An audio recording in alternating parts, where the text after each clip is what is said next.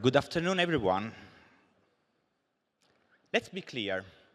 My presence here is unnecessary. Unnecessary for two reasons. The first one is that Simonetta Bitasi should have been here for me, but unfortunately, due to family problems, she couldn't enjoy a congress. A great tag to her. The second one is that this is the first real attempt to give voice to the young readers. This is the first opportunity that we give ourselves to stop talking about the relationship between reading, literature, and kids, and at last to start talking with kids about their relationship with reading and literature. If we really wanted to hear the voice of the young readers, now it's time for all the adults here in this room to be quiet, relax, not too much, and enjoy this flight. I will try to talk as little as possible as well. My task today is only to introduce our respected speakers and, to borrow a football parlance, to pass them the ball. Some months ago, we invited the IBBY section from our neighboring countries to find kids from the book clubs who had wanted to spend some days in Trieste with their peers from other foreign nations and have experiences related to the world of reading and in the field of knowledge. In particular, our idea was to open the doors of our Congress to the people about everybody here talks constantly every single day. We wished that these people couldn't be only the subjects of a practice, a target, or a content of a discussion, but could also be the protagonists or maybe travel companions, each one with its responsibilities, of a common path in that complex process that is reading, education, and promotion. They gathered here in Trieste last Tuesday evening, and from that moment on, they worked hard in order to think, discuss, make their contribution to the same topics of all of us will discuss and discover during these 3 days together. And now we are here, they are here, sorry for my egocentricity, they are here ready to offer a first food for thought to the main topic of our Congress, literature and reading as a driver of change. So, in order to begin our roundtable, let me introduce our speakers. Spela Strumbel and Asia Ogrisek, they come from Slovenia. Mia Mende and Emma Wheeler, they instead come from Austria.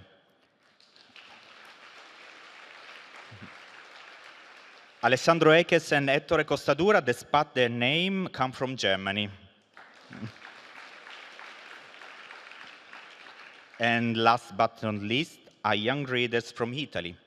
Gaia Luce Zanchettin, Teresa Sparago, Elena Mattia, Michela Franco, Laura Morone, Giovanni Pompilio, Alessandro Di Carlo, Daniel Menza, and Virginia Bartiloro. Please welcome them with another big round of applause.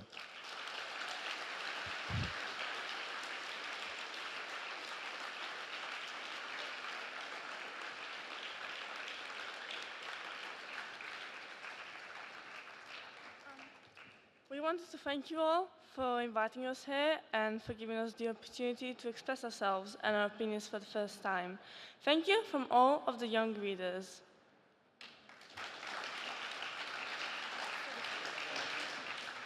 Grazie dall'Italia. Hvala iz Slowenije. Dankeschön aus Österreich. Danke aus Deutschland.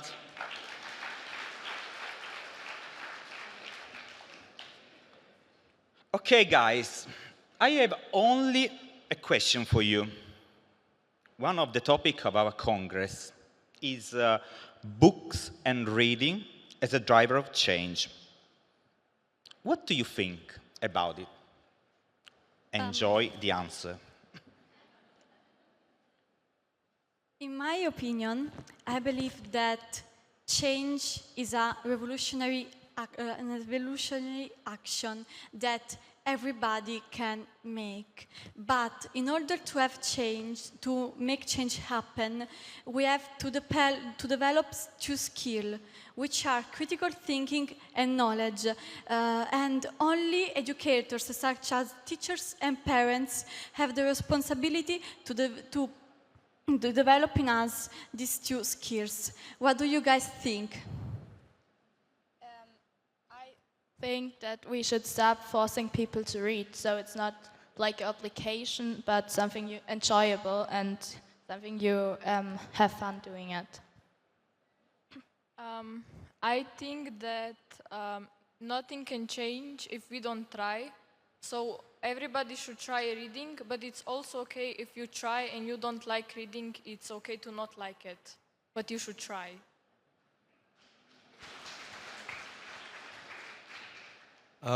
Especially for not trying, because, I mean, a small step can also be a step, and one step forward to the right direction is at least one step forward.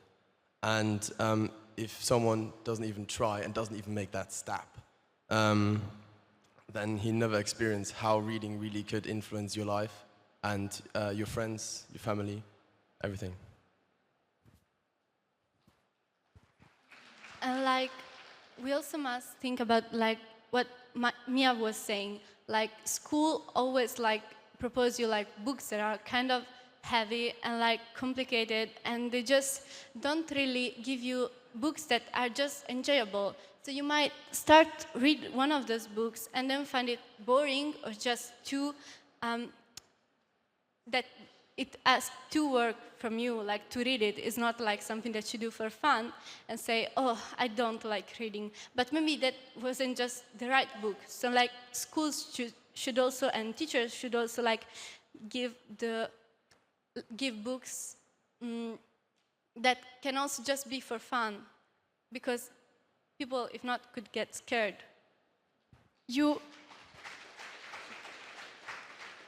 So, summing up, you have to give us the opportunity to develop our own taste, our own time to read a book, our own way to experience a book. Stop imposing books upon us. It won't solve the problem.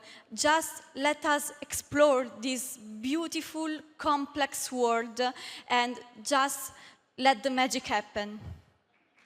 Yeah.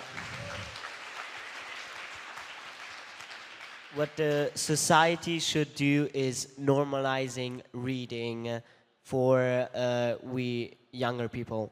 So, because most of the younger people connect reading to work, to school, and that's negative in some ways. And so they don't like it. Also, because they've not found a right book that they really like. So we gotta normalize reading. And we gotta also share and compare our experiences. So, I mean, if I read a new book, I really like to compare my opinions with somebody else who read it, or share it, saying, that's a really good book because of this and this. So not only making reading shouldn't be something solitary, it's beautiful to share your reading experiences with others, if adults or younger people.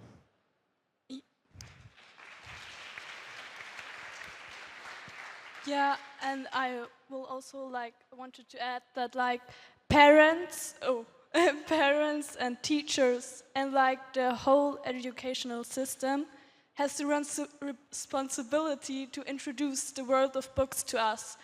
Don't force us, read that book or that author. You have to finish the book in 1 week and then you have to write a whole essay about it. Show us there are books, there are toys, football, other sports. You should show us there's a whole world of books and a lot of different types of books for everyone. And you just need to find the books you like, and then you will love reading. Also, people want kids to read, but when people do enjoy reading and read everywhere, they're considered nerds, and it's like not a bad thing, but a thing society thinks it's like uncool. So they kind of want double standards because they want us to read, and then when we do, they like judge us for doing what they asked of us. So yeah.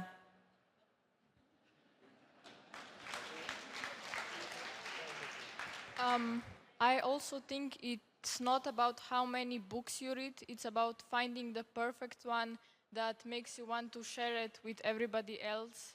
And it shouldn't be a competition like, oh, I read 300 books and I read 200, and I don't know, I read less, and that doesn't make me less worthy.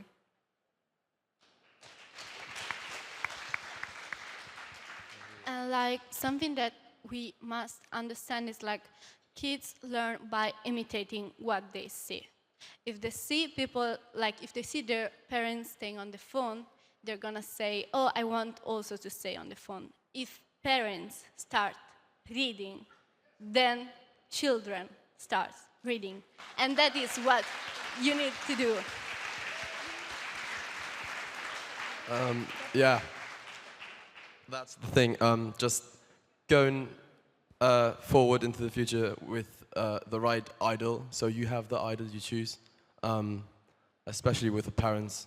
I just actually wanted to add something to the force yourself, because if you force something, for example, your teacher says to you, read that book, read 20 pages.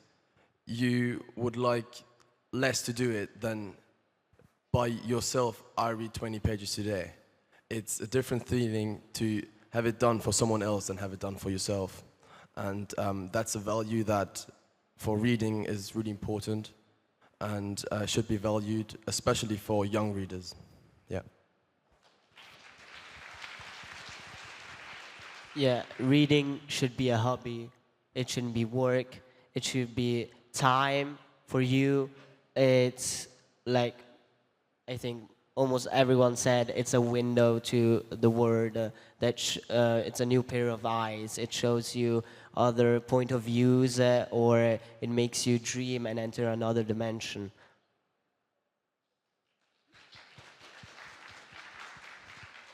Connecting to what Elena previously said, especially with the rising of the generation Alpha that is becoming more and more addicted to fast consume media products such as YouTube, TikTok, and Instagram, we have not only to educate the kids about the importance of leaving our electronic devices alone for some times, but we have also, and most importantly, to educate the parents about the threat that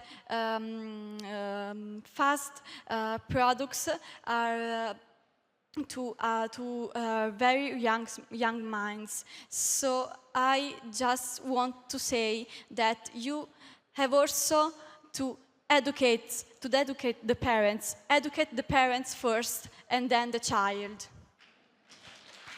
Yeah, like I completely agree with this, and like just to go just a bit deeper, like in Italy, 50% of mothers that are,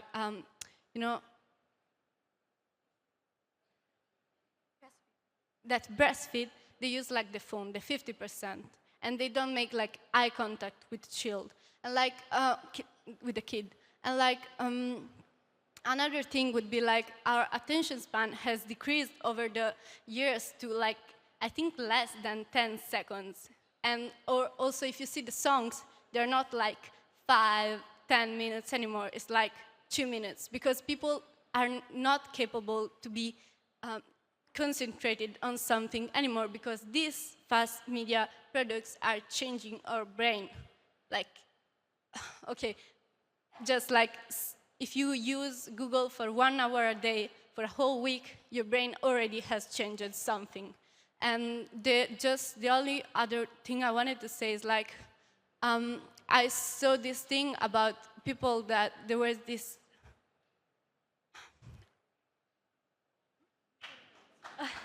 thank you. Like parents that they were using the phone, okay? But then when they saw that the kid was coming inside, it was like a 3-year-old kid, they just took the books out. And like, because even if you are doing work at the phone, the kids don't know it. But like when they saw the kid coming inside, they just hide the phone with a book. Because children just see what they see. And if they see that you use the phone, even if you're doing like work, that is not like they understand that you are not like using it because like we use the social medias when we have nothing to do, but they don't understand it. They don't understand that you're doing something important. And they just say, I'm bored, I want the phone. And just last thing about the fact that so many parents use phones to distract kids for right now, like in these years, when they get angry or sad or something. This is what is gonna make out a generation of children incapable and then adults that are not capable of processing their emotions. And this is dangerous because we need to recognize our emotions. Like toxic masculinity is also about not recognizing our emotions and brings people to die.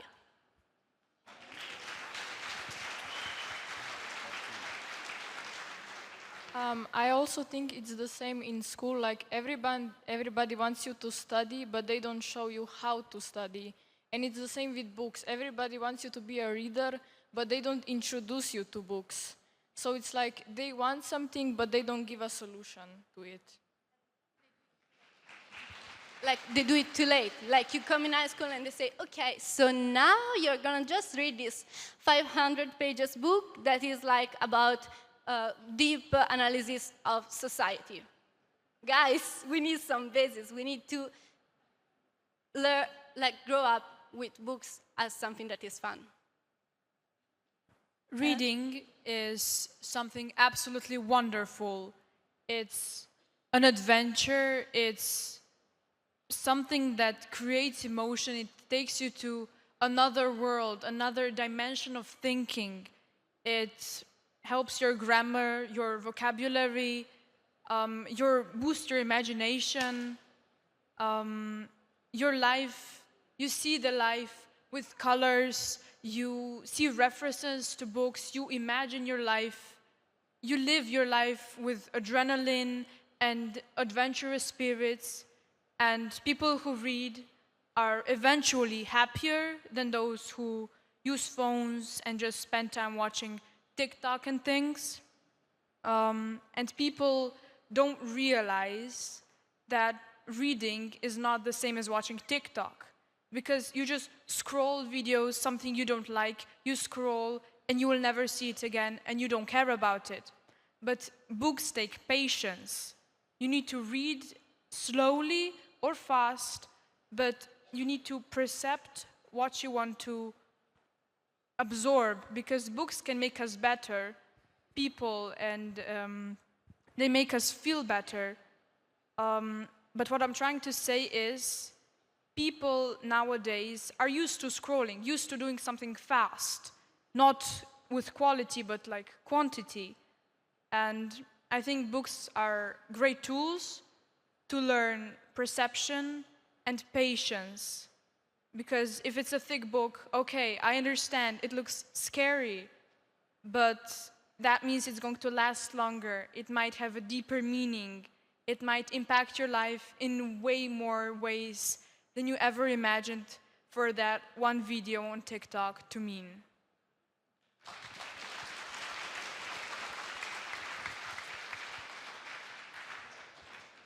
And as well, the amount of distraction you exchange for education you may found in a book is nowadays huge for youth and teenagers. And they just basically suffer from this kind of distraction because they're kind of addicted, I guess. And this kind of distraction causes them to as well get into school maybe like worse than before they weren't addicted, kind of. So yeah.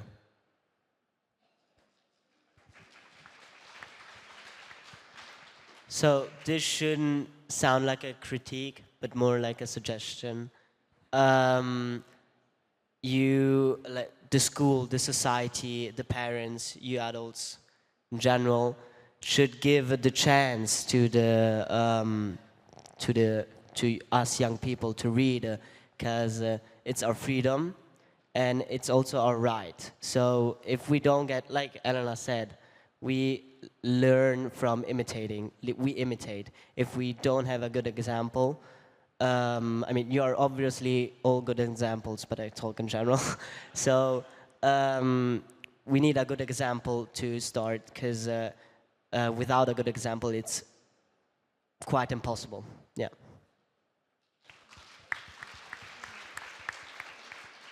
Yeah, and I also think like parents and adults have to introduce books to us as a friend and not as only a book, because that's what the book is. It's like a friend, and you learn from this book like you would learn from an actual person.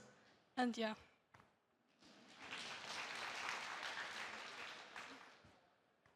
We spoke before about double standards.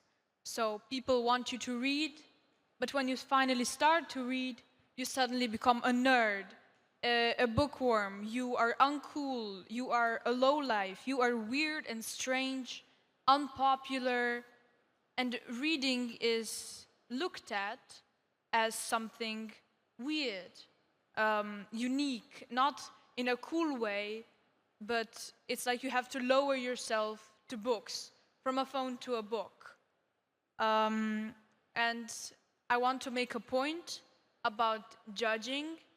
For example, a person who is reading a complex book, for example, about math, and it has all those weird, long words that have 1,000 meanings, and they read about that math, and it's a big book, and then suddenly there's this girl or a boy reading a romantic novel or a fantasy novel or a novel that has unicorns and rainbows and happiness and princesses and dragons, and the person who reads that fantasy book is stupid. But the person who reads the math book is very, very, very smart. But what people don't see is both are reading books. And maybe the person who's reading the math book is simply trying to impress people and actually has absolutely no idea what they're actually reading.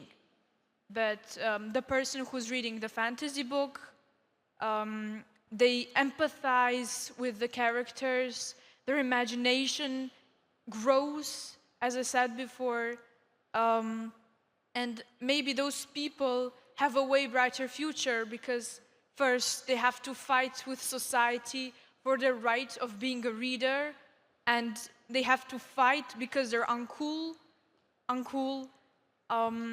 and they are looked at as something bad, as something that's like rotting the society, because fantasy is useless in nowadays life, or at least that's people think.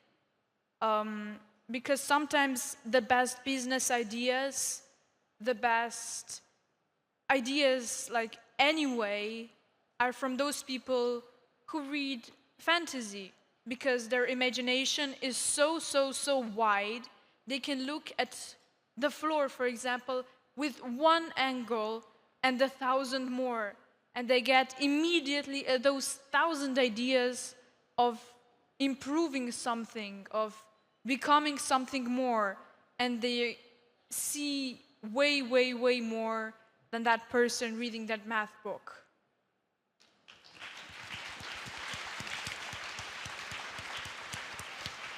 So, Spila, I think we can both agree that as you can't judge a book by its cover, you can't judge a reader by the book they are reading, because behind every book there is not an archetype of person.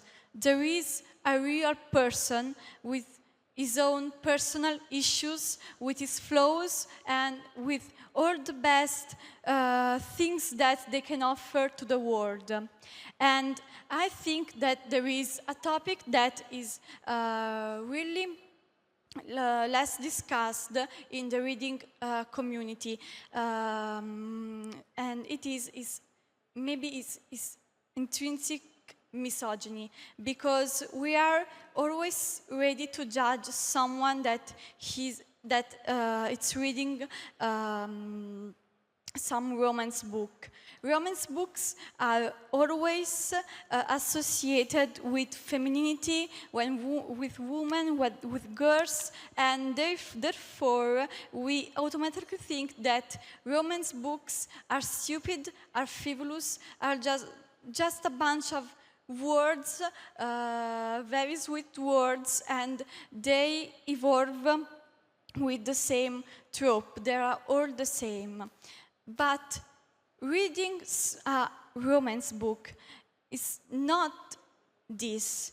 Reading a romance book is feeling something, is feeling love, is feeling excitement, is feeling intense emotions that throw us away like a leaf with the window, with the wind.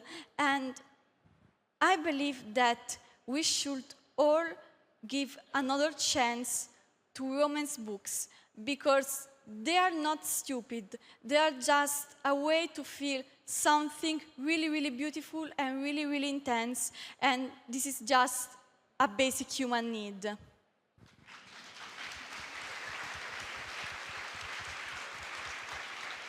I mean, I completely agree. Right now, like, maybe we don't have like enough time to keep on talking about the way of feminine things are seen as weak, so men cannot be associated with it, and women must stay on it, and therefore they are also weak. But like, the thing is that every kind of book has been written to someone that had something to say.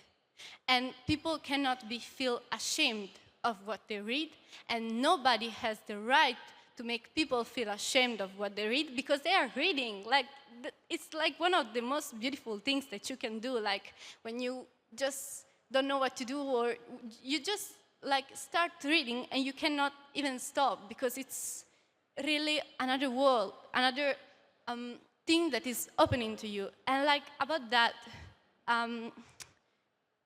one of the points that I feel the most is like the freedom of reading, because okay, here is like about join the revolution, give every child a good book or good books, okay?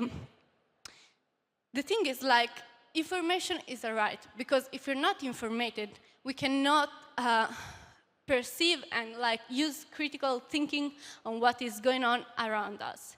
And like, books are those keys, like the keys to see different perspectives, change ideas, understand that there isn't like the way that they do things, and it's not like the only way that you can have, okay? That there are other things, that there are other possibilities, that you can use your imagination to find them. And like,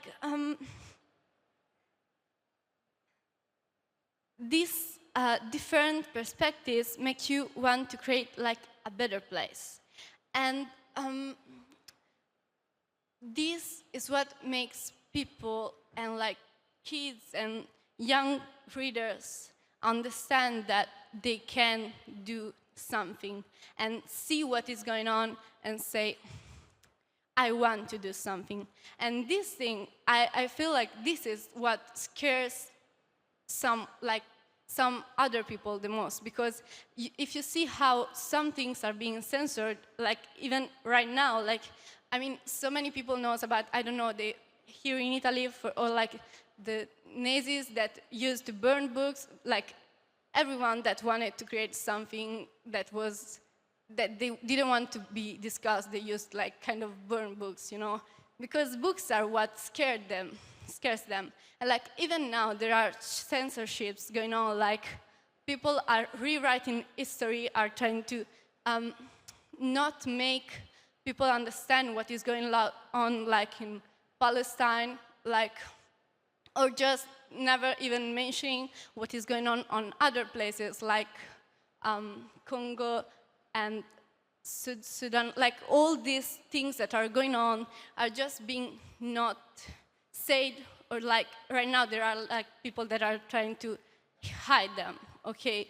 And this is why we just want to say that you cannot, like every book must have the right to be listened, because people must have the access to it and like to have the skills of critical thinking and understand what is being said and if they agree with it or if not. And yeah.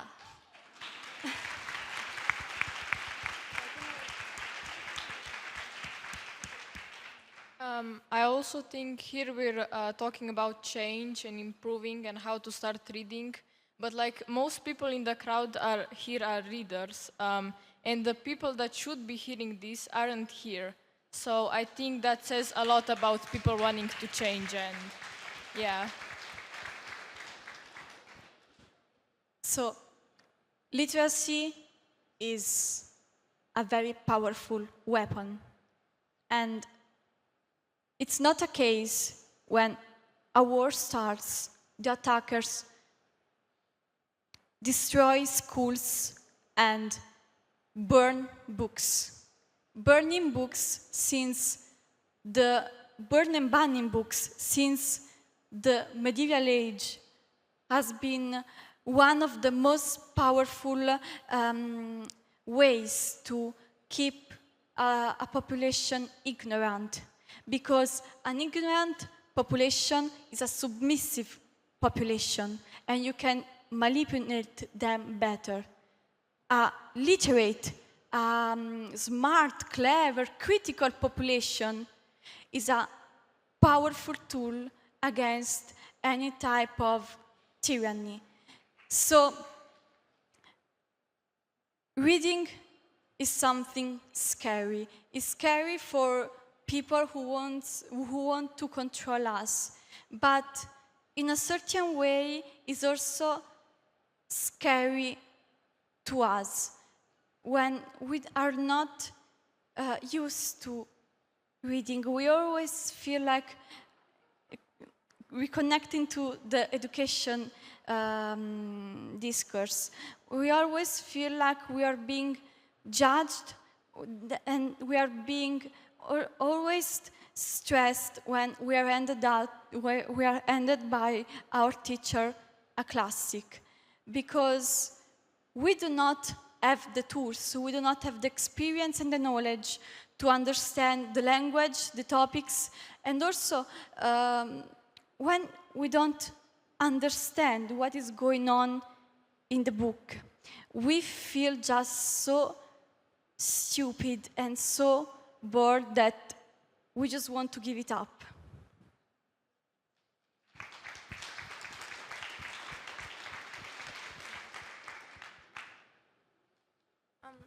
Also, people find reading scary because they haven't had the chance to experience it. Like, they often suggest, instead of being like, oh, you should try this book and this book, people are often like, oh, okay, then try football or basketball and stuff like that. Because people don't really give a second chance to reading once they don't like it. Because they're like, oh, I don't like this book, or books must be awful and stuff. And as you said, most of the people that need to hear this aren't here because they don't like books, so they're not here. But to change something, we have to bring the word to the people that have the need for the change.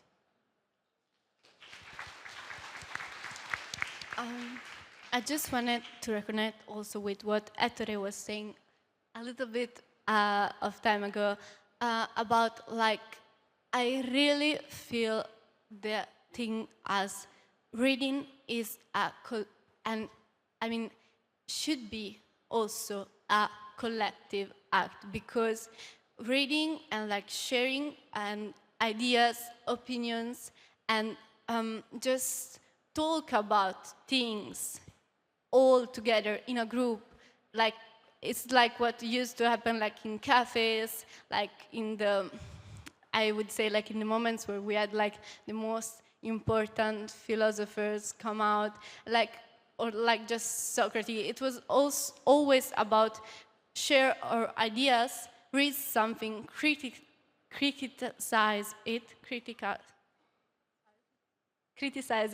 and just like, I really feel the thing as reading must be like a collective liberation act, like a collective act of liberation to get free ourselves and like to see all the things that we don't see.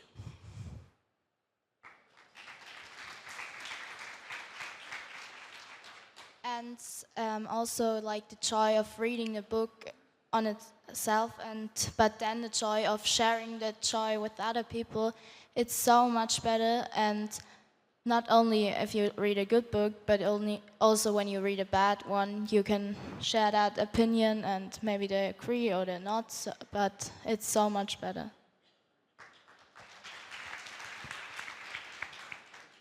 Reading is also a great way to share information about what's happening in the world, because sometimes the politics are what stops people from knowing what's happening.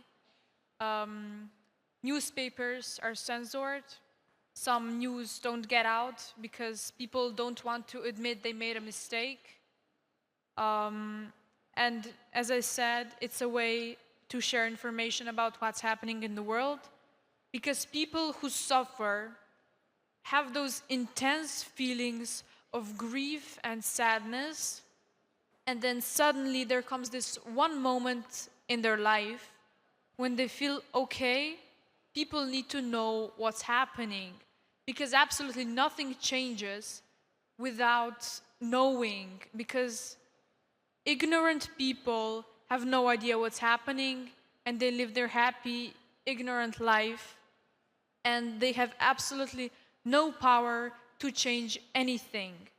But people who invest their energy into finding out what's happening, to read that book that tells a story about a girl who lived a horrible life, to get to know the world, and it's just different how those people who suffered write that book full of grief, and suddenly people who read it feel the need to change something, because they see that this world is actually rotten. It's leading into destruction because humans create stuff, and once that thing that they created is no longer usable, once that it's outdated, we throw it away. And some countries, like once they're not successful anymore, they lose importance and people don't care anymore as long as suddenly it's not interesting anymore. And written books that feel the grief, that are written with grief, are way more powerful than that one politic saying, yeah, that did not happen, because their reputation is on the stake. And what I'm also trying to say is, people who read books can know the world without ever traveling it. For example, reading a book about Japan and seeing the pictures, if it's illustrated, seeing how that character is experiencing that country, you feel like you know the country. You feel like you've been there. You have memories of it without actually ever being there. And the same is with feelings. You feel the grief of that person suffering without ever suffering the way they did.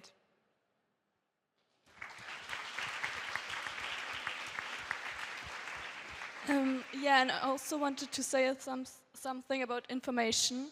I think it's like when you walk on the street, you suddenly see like a big picture of the newest science fiction movie, like Spider-Man or something, that's coming out in the cinema soon. And you're like, wow, it sounds interesting. And you talk about it with your friends. But I'm like one day wondering, where's the big picture of the newest science fiction book I can talk about with my friends because they saw the same picture too.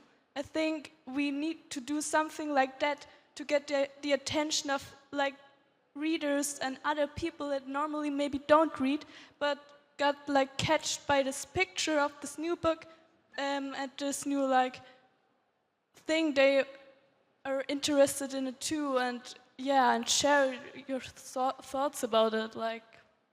Yeah.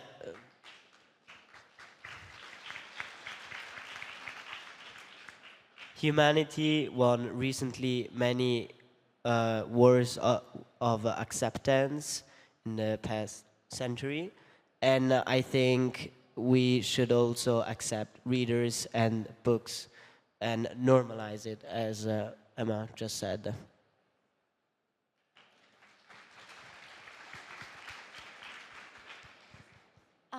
Like, I feel like people might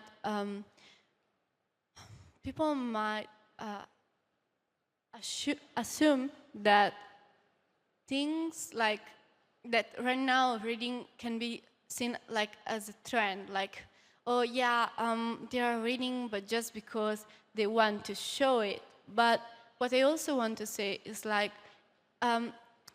even if someone just like, it's something that I read like a day in like an article, and it was like about, even if you start to read a book because just like the influencer that you love published it, like the book, his biography or her biography or something like that, and then you say, oh no, I must read it because everyone is reading it. So you go to the library, you just take it, you start reading it. Like, I just want people to understand that even that, like, is not a bad thing, because someone that starts on doing it, they get to go to a library and like they get to see like the books, and maybe they get their attention get caught by something, and they just start to read, even if they're not like readers. Or like, even if they start to read just because of like a silly idea that they have, or just because it's they saw something and they say, oh, it's trending, I must do it. That is so fine, because it means that these people are gonna start reading, and if they enjoy it, they're gonna love it, and they're gonna keep on reading. Like, it doesn't matter why you are reading something, as long as you find it like important for you. And thank you. And like, this also means it's always about like the fact, don't judge people, but give the skills to children. Give them the opportunity to talk and to share their ideas, and like show them how reading is fun. It's like beautiful.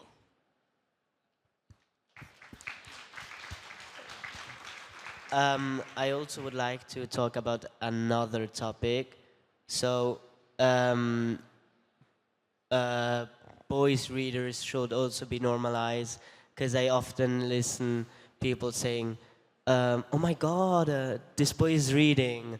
So yeah, also boys can read, but we boys don't get the chance, as when we're little, to read like others.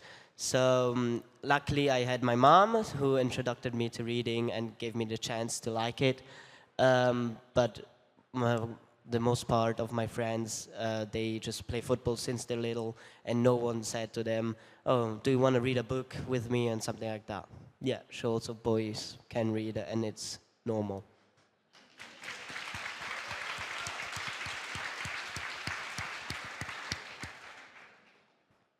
So I can perfectly agree with Ettore, and connects to a really frequently asked question, that is, when did you become a reader? You don't just become a reader.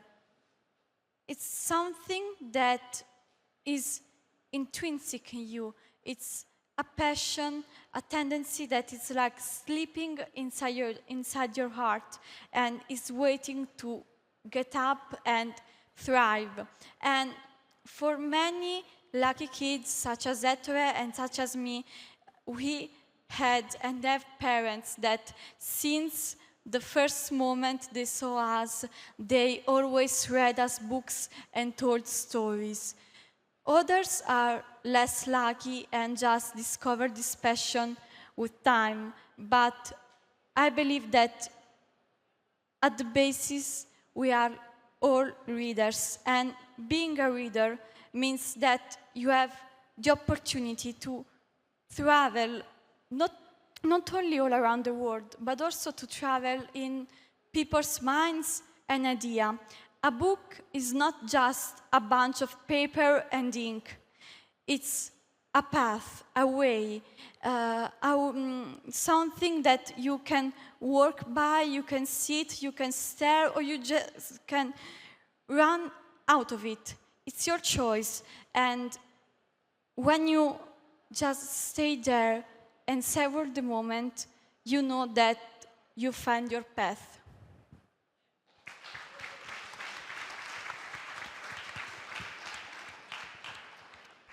Exactly, this path is the path that is given by a lot of parents, lots of people that are here in this room actually. And we wish that actually to everybody, that every young reader has the opportunity to have that path given by a teacher, an idol of his, and parent. And we wish that to everybody, because the beauty of the written word should be valued by everybody and used up to its full potential. Thank you.